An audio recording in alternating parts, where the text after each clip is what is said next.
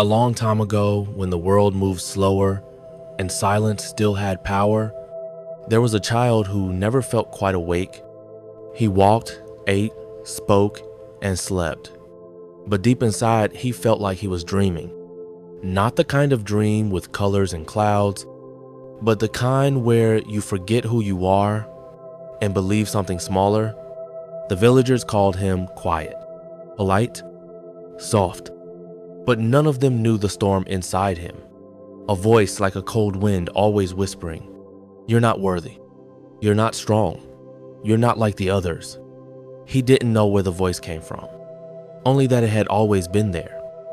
One evening, the village monk passed by and saw the child sitting alone, staring at a puddle. "You're watching your reflection," the monk said. The child nodded. The monk smiled and said, "That's not you. That's only what the world sees."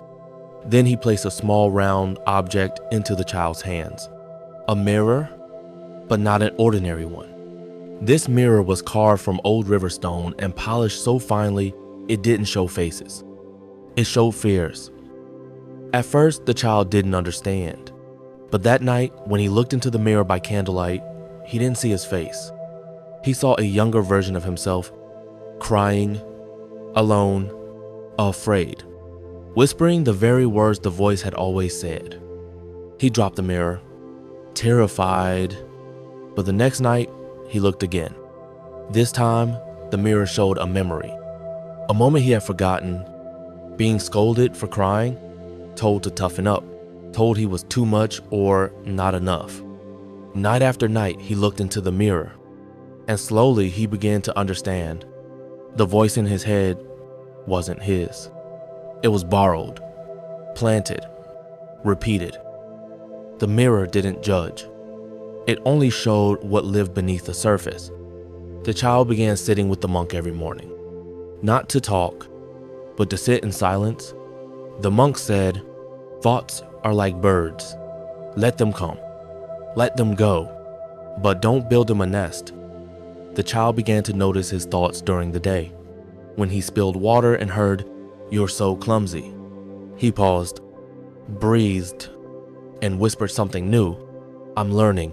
When he felt scared and the voice said, "You're weak," he touched the mirror and said, "I'm still growing." It didn't change overnight, but the earth began to soften. And for the first time, the voice grew quieter, not gone, but no longer in control. The monk gave him one final teaching. Your mind is like a garden. The subconscious is the soil. Every word you speak to yourself is a seed.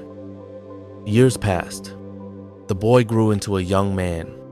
He helped others. He listened deeply because he knew what it felt like to carry silent pain. One day, a younger child in the village cried after dropping a basket of fruit. The villagers rushed to scold, but the young man knelt down and said nothing. Instead, he pulled out a small, worn object from his satchel.